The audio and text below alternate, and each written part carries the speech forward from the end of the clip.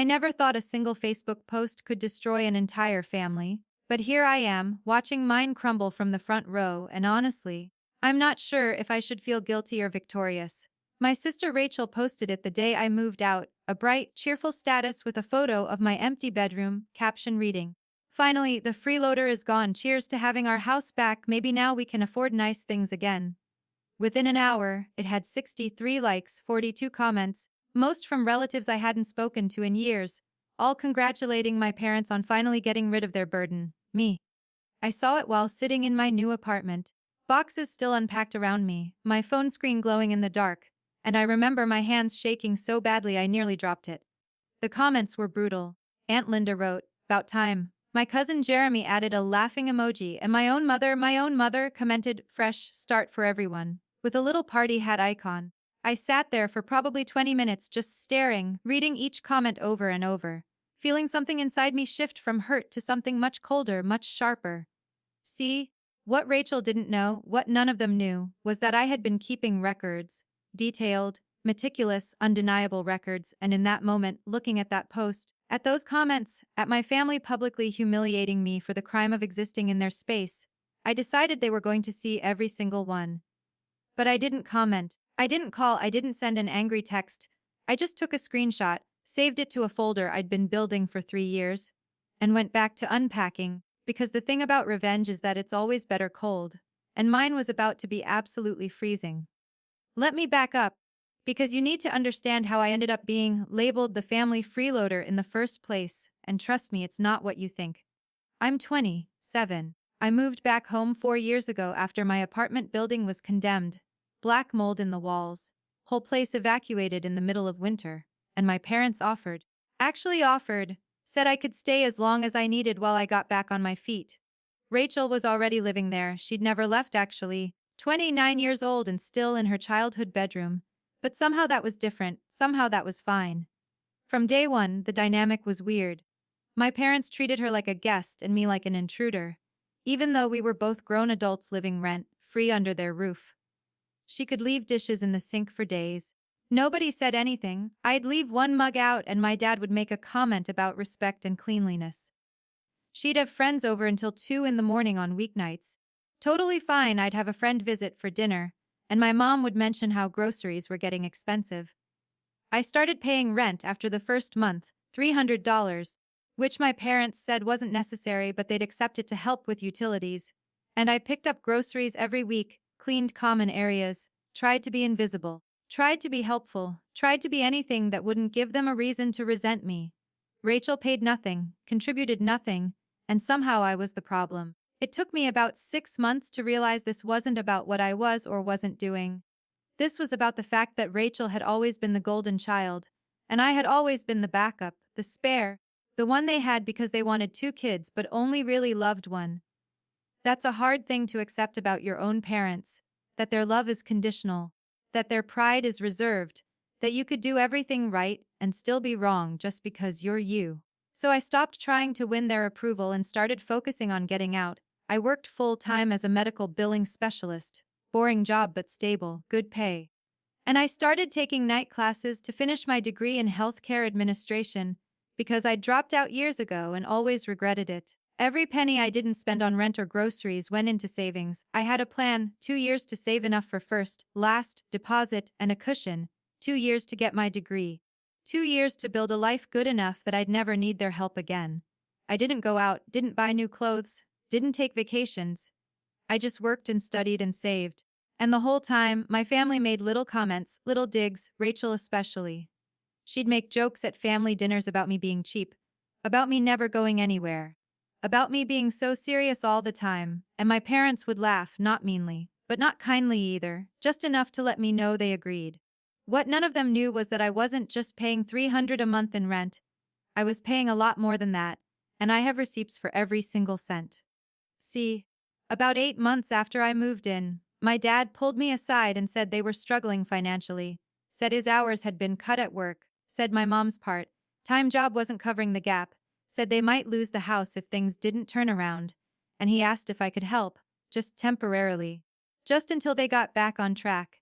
He asked for $500 a month, on top of the $300 I was already paying, And he asked me not to tell Rachel because she was going through a hard time, breakup or something. I don't even remember. And they didn't want to stress her out. I said yes. Of course I said yes. They were my parents, they were scared, and I believed them. 500 a month turned into 700, then 900. Then there were emergency requests, car repairs, medical bills, property taxes, always something, always urgent, always secret. I'd get a text from my dad. Need 400 by Friday, don't mention it to your mother. Or from my mom. Can you cover the electric bill this month? Don't tell your father. He'll feel bad. And I'd send the money because what else could I do? Let them lose their home, let them suffer. Over 3 years, I gave them $63,000, not counting the rent, not counting the groceries, not counting the times I paid for family dinners, or birthday gifts, or Christmas presents that I didn't get credit for. Because they'd put Rachel's name on the card. $63,000, and I have bank statements, Venmo records, text messages, every transaction documented because I'm obsessive about tracking my finances. Always have been. And the whole time, they were telling Rachel I was living there for free, taking advantage, being a burden. Because they didn't want her to know they needed money. Didn't want her to think they were struggling. Didn't want to shatter her perfect image of them as stable, successful parents who had everything under control. So I became the scapegoat, the freeloader, the daughter who couldn't get her life together. And Rachel became the hero who stayed to help, even though she wasn't helping at all, even though I was the one keeping them afloat. I didn't realize the extent of the lie until about a year ago, when Rachel made a comment at Thanksgiving about how generous our parents were to let me stay rent-free, and I saw my dad's face, saw the panic flash across it for just a second before he smiled and changed the subject. And that's when I understood. They weren't just hiding their financial problems from Rachel. They were actively rewriting reality to make me the villain. I confronted my dad later that night, quietly, calmly, asked him why Rachel thought I wasn't paying rent, and he got defensive, said it was complicated, said Rachel wouldn't understand, said I was making a big deal out of nothing. And then he asked me for another $1,000 for property taxes that were due in January, and like an idiot, I gave it to him. But something shifted in me that night. I started keeping different records, not just financial but emotional. I started writing down every comment, every slight, every time I was blamed for something I didn't do or erased from something I did. And the picture that emerged was so much uglier than I'd wanted to admit. My family didn't just take me for granted. They actively needed me to be the failure so Rachel could be the success. They needed me to be the problem so they could be the solution. They needed me to be small so they could feel big. I finished my degree last spring, got a job offer in another city, better position, better pay, $58,000 a year with benefits and room to grow, and I took it without telling anyone until 2 weeks before I was set to leave. I told them over dinner, casual, like it was no big deal, and you would have thought I'd announced I was joining a cult. My mother cried, actually cried, said I was abandoning them, said they'd sacrificed so much for me, said I was selfish and ungrateful. My father went silent. That scary kind of silent where you know he's furious but he's too controlled to show it. And Rachel laughed. Said, good luck making it on your own. Like I hadn't been supporting myself and half of them for 3 years. I didn't argue, didn't defend myself. Just said I'd be out by the end of the month and went back to my room. The next 2 weeks were hell. My mother would cry every time she saw me. My father wouldn't speak to me at all. And Rachel started this passive-aggressive campaign of leaving articles around the house about boomerang children and financial irresponsibility. Little printouts on the kitchen counter, on the coffee table, one taped to my bedroom door. I ignored all of it, packed my things, made my arrangements, and counted down the days. Because I knew something they didn't. I knew I was never coming back, and I knew they were about to realize exactly what they'd lost. My last day there, I cleaned my room, stripped the bed, left the key on the dresser, and walked out while they were all at work. No goodbyes, no final confrontation, just gone, and I felt lighter than I had in years. Then Rachel posted that status, and the lightness turned to rage, the kind of rage that makes your vision sharp, and your thoughts clearer than they've ever been. And I knew exactly what I was going to do. I didn't do it right away though. I waited. I let them have their moment, let them celebrate, let Rachel bask in her victory and my parents enjoy their fresh start. And I watched that post get more and more engagement. Watched relatives I barely knew pile on with their opinions about how hard it must have been for my poor parents. how difficult it must have been for Rachel to live with such a mooch. And I saved every single comment, every single like, every single share. 3 days later, Rachel posted again, a photo of her in my old room, which she'd apparently already claimed caption saying, "Finally have the space I deserve, thinking about turning this into a yoga studio. New beginnings." And that post got even more attention, even more validation, even more ammunition. I waited 2 weeks, let them settle into their new reality, let them really believe I was gone and defeated and humiliated. And then I made my move, and it was surgical. I created a Google Drive folder, organized, labeled, color-coded. Everything anyone would need to understand exactly what had happened. And I included bank statements showing every payment I'd made, Venmo screenshots with the descriptions my parents had written, for the house, emergency fund, bill help, text messages where they'd asked for money and I'd agreed, spreadsheets I'd made breaking down the total by month and category, and a timeline matching their requests to Rachel's posts about vacations, new furniture, her new car, all the things they'd apparently been able to afford while crying poverty to me. Then I wrote a letter, calm, factual, not angry, explaining everything. The rent they told Rachel I didn't pay, the money they told her I didn't contribute, the financial support they told her didn't exist, and I included screenshots of Rachel's posts, of the comments, of our mother's response, just so there was no confusion about why I was doing this. I sent the folder to Rachel first, just her, with a simple message. Thought you should know what you were celebrating. And I watched the read receipt pop up, watched it sit there for 5 minutes. 10, 15. And then my phone started ringing. Rachel, I didn't answer, it rang 4 more times. Then my mother called, then my father, then Rachel again. I ignored all of them, turned my phone on Do Not Disturb, and went to bed, 'cause I'd said what I needed to say and nothing they could say back would change the facts.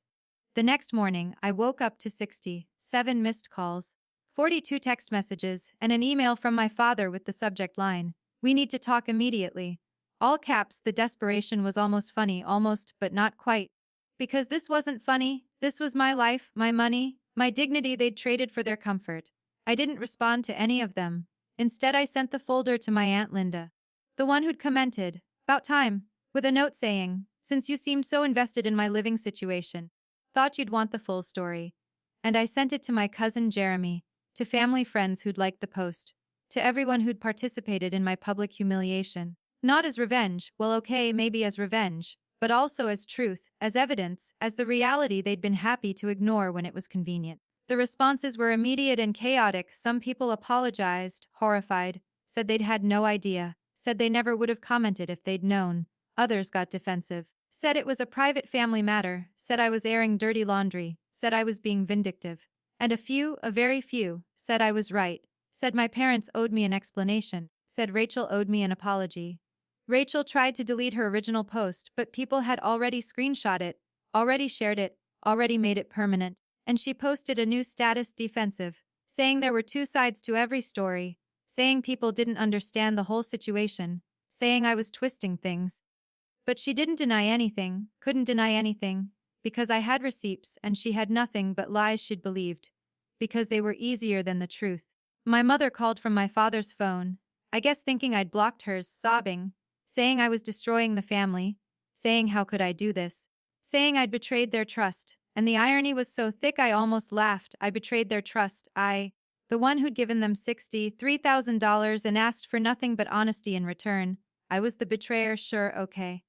I hung up, blocked that number too, and went to work because I had a job that respected me and a life that didn't revolve around people who saw me as an ATM with a heartbeat. The fallout was nuclear. My parents' friends started asking questions. People at their church apparently heard about it. My father's sister called him directly, demanded to know if it was true. And when he couldn't deny it, when the evidence was too solid, too thorough, too damning, she apparently tore into him, told him he should be ashamed, told him he'd failed as a father, told him he owed me more than an apology, he owed me restitution. Rachel's friends started distancing themselves, not publicly but quietly. The kind of distance that speaks volumes, invitations drying up, group chats going silent. Because who wants to be associated with someone who publicly mocked their sister for being a freeloader, when the truth was the complete opposite? Who wants that kind of toxicity in their life? And my parents tried everything. They tried anger, threats, said I was legally obligated to keep family matters private. Which isn't a thing. They tried guilt. Said I was killing my mother with stress. Said my father's blood pressure was through the roof. They tried bargaining. Offered to pay me back, not all of it, but some, a gesture, a start, and when none of that worked, they tried denial. Sent a mass email to the family saying I doctored the documents, that I was mentally unstable, that I was lying for attention, but the documents were too clean, too consistent, too obviously real, and nobody believed them. I didn't engage with any of it, didn't argue, didn't defend, didn't explain further. I just went silent, moved on, focused on my new job, my new apartment, my new life, and let them sit with the consequences of their choices. Because that's the thing about truth. Once it's out, once it's documented, once it's undeniable, you don't have to keep fighting for it, it fights for itself. About a month after I sent the folder, my cousin on my mother's side reached out, apologized, said she'd always thought something was off about how they talked about me. Said she wished she'd asked questions sooner. And we got coffee, just the two of us. And she told me things I didn't know. How my parents had bragged about Rachel's car. How they'd shown off the new furniture. How they'd taken a vacation to Florida last year and posted photos, all while telling me they were broke. All while taking my money, all while painting me as the problem. It was validating but also devastating, because it meant the lie was even bigger than I'd realized. It wasn't just about hiding their financial situation. It was about maintaining an image, and I was the cost. Rachel reached out eventually, not to apologize, not exactly, but to explain. She sent a long email, probably 2,000 words, about how she didn't know, how our parents had told her I was difficult. How she'd believed them because why wouldn't she? They were our parents. And she was sorry for the post, but also hurt that I'd exposed her publicly, that I'd made her look bad in front of everyone she knew. And I read that email 3 times, looking for a real apology, looking for accountability, looking for any indication that she understood what she'd done. And it wasn't there, it was all deflection. All justification, all me, and I deleted it without responding. She tried calling after that, left voicemails, sent texts, even showed up at my apartment once. But I'd moved to a building with a doorman and she couldn't get up, so she left a note. Please talk to me. And I threw it away. Because what was there to talk about? What could she possibly say that would undo 3 years of contempt? Of mockery, of casual cruelty.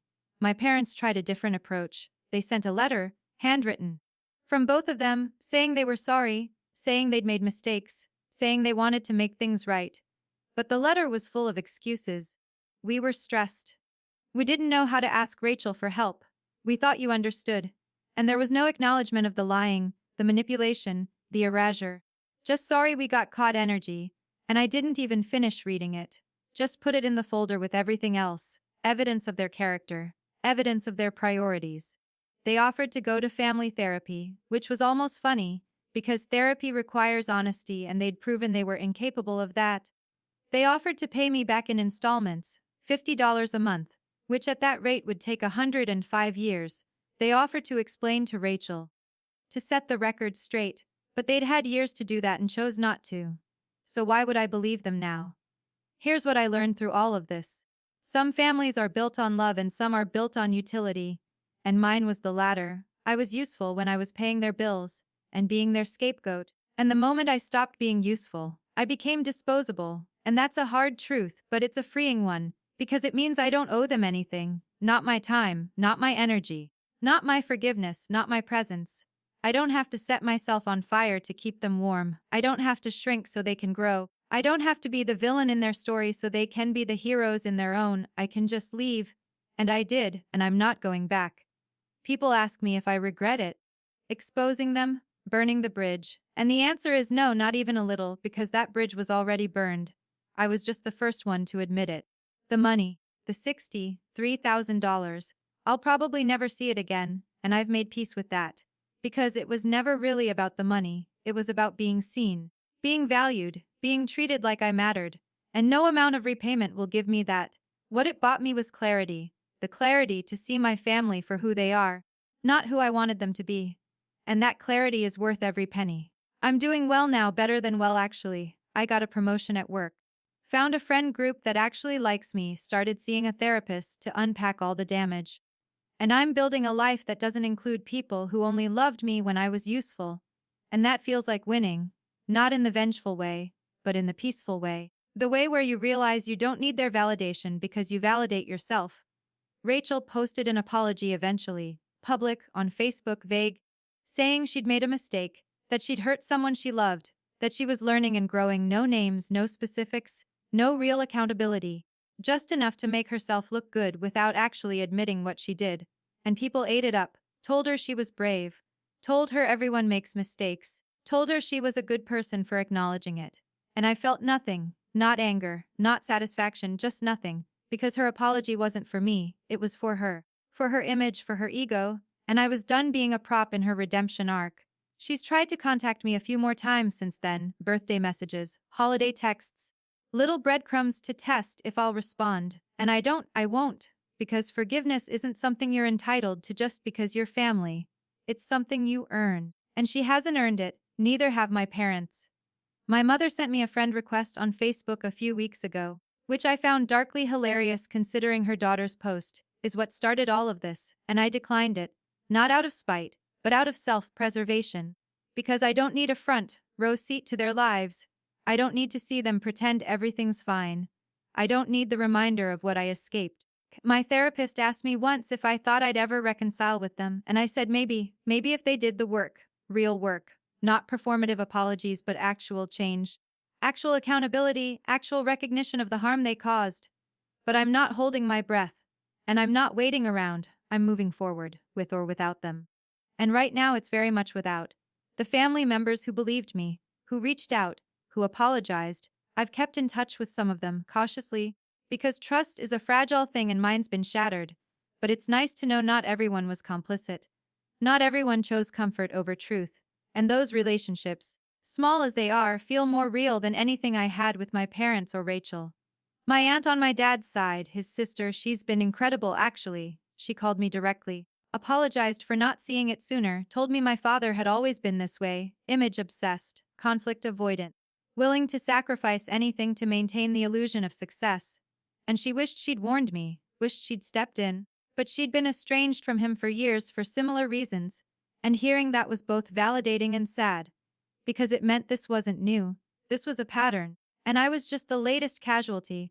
I think about that Facebook post sometimes about how such a small, stupid, petty thing became the catalyst for everything, and I wonder if Rachel regrets it, if she thinks about that moment, that choice to publicly humiliate me, and realizes it cost her a sister, cost our parents their credibility, cost the whole family its facade of functionality. But I don't think she does. I think she still sees herself as the victim, the one who was lied to, the one who didn't know. And maybe that's easier for her. Maybe that's how she sleeps at night, but it's not my problem anymore. I'm not responsible for her growth, her healing, her understanding. I'm only responsible for mine, and I'm doing that slowly, painfully, but I'm doing it. There are days when I feel guilty, when I wonder if I went too far. If I should have handled it privately, if exposing them was cruel. But then I remember that post, those comments, that public humiliation they were so happy to participate in, and the guilt fades, because they set the terms, they chose the battlefield, they made it public first. I just matched their energy with truth instead of lies. And honestly, if they hadn't posted that, if Rachel had just let me leave quietly, I probably would have kept their secrets. I probably would have protected them out of habit, out of conditioning, out of misplaced loyalty, but they couldn't even give me that. They had to twist the knife one more time, had to make sure everyone knew I was the failure, the burden, the problem. And that was their mistake, because it gave me permission to stop protecting them and start protecting myself. I'm not saying what I did was perfect. I'm not saying I handled everything right. I'm sure there are things I could have done differently, better, kinder. But I'm also not saying I'm sorry, because I'm not.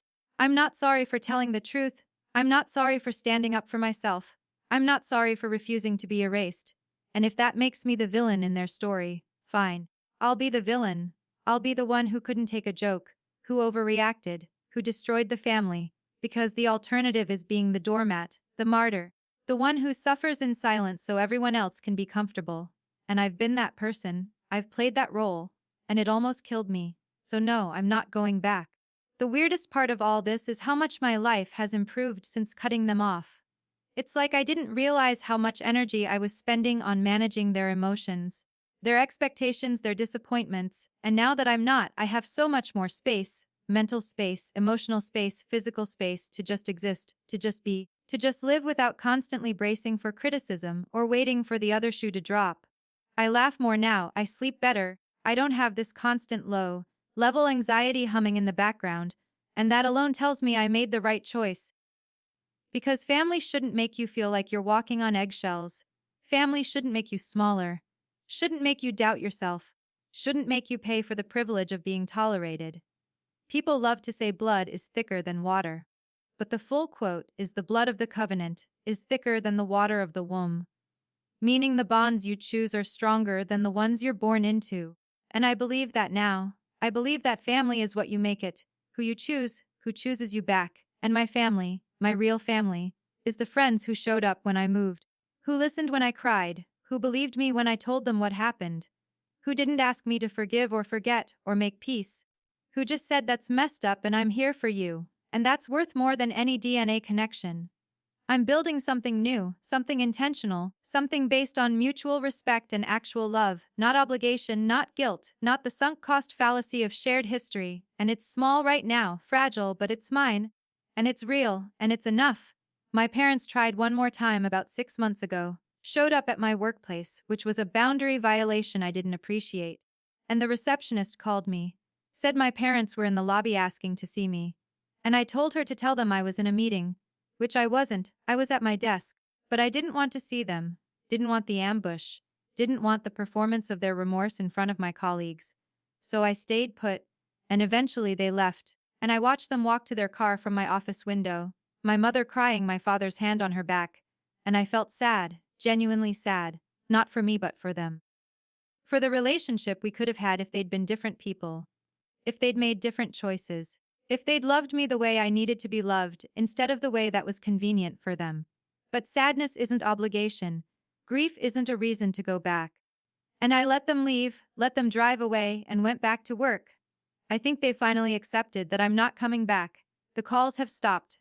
The messages have stopped. The flying monkeys they sent to convince me to reconcile have given up. And there's a finality to that, a closing of a chapter. And it's bittersweet, but mostly it's just relief.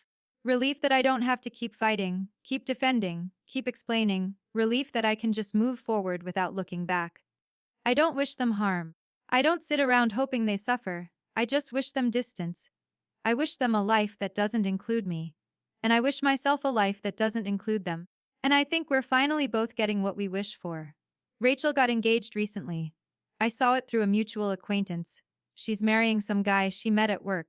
And part of me wonders if she'll invite me to the wedding, if she'll make one last attempt at reconciliation wrapped in toll and obligation. And part of me knows she won't. Knows I'm too much of a reminder, too much of a complication, too much truth in a day that's supposed to be about fantasy. And honestly, I hope she doesn't invite me. Because I don't want to go. I don't want to stand in a room full of people who watched me get humiliated and said nothing. I don't want to smile for photos and pretend we're okay. I don't want to give her that, give them that, the absolution of my presence, the illusion that time heals all wounds. Because it doesn't. Time just makes you better at living with them. I'm 28 now, almost 29, and I'm in a place I never thought I'd be, happy, actually happy. Not the performance of happiness, not the maybe if I, just kind of happiness, but real deep, stable happiness that comes from living a life that's mine, that I chose, that I'm proud of. And it's wild to me that it took losing my family to find myself. But here we are, and I wouldn't trade it, wouldn't go back. Wouldn't change a single thing except maybe I would have left sooner, would have seen the truth sooner, would have valued myself sooner. But I can't change the past. I can only build the future, and that's what I'm doing. One day at a time, one boundary at a time, one choice at a time. The story could end here, with me riding off into the sunset, happy ending, credits roll. But life isn't that clean. There are still hard days, days when I miss the idea of them. Not who they actually were, but who I wanted them to be. Days when I see a mother and daughter laughing in a store and feel a pang of something like grief. Days when I wonder if I'm too unforgiving, too harsh, too unwilling to let people change. But then I remember the receipts, the texts, the posts, the comments. The years of being told I wasn't enough while giving them everything I had. And the doubt fades. Because forgiveness without accountability is just enabling. And I'm done enabling, done shrinking, done apologizing for taking up space. I'm also done telling this story, done reliving it, done using it as a shield or a sword. It happened, I dealt with it. I moved on, and now it's just a chapter in a much longer book. A chapter I'm closing, gently but firmly. Because I have other stories to write, better stories. Stories where I'm the hero, not the victim, not the villain, just me, messy and flawed and trying. And that's enough, I'm enough, I've always been enough. And I don't need their validation to know that anymore. So if you're in a situation like mine, if you're the scapegoat, the freeloader, the problem, the one who's always wrong even when you're right, I want you to know it's not you, it's them, and you deserve better. You deserve to be seen, to be valued, to be loved without conditions. And if your family can't give you that, you're allowed to walk away. You're allowed to choose yourself. You're allowed to build a life that doesn't include people who make you feel small. And it will be hard, it will hurt. But it will also be the best decision you ever make. Because freedom, real freedom, is worth every single sacrifice.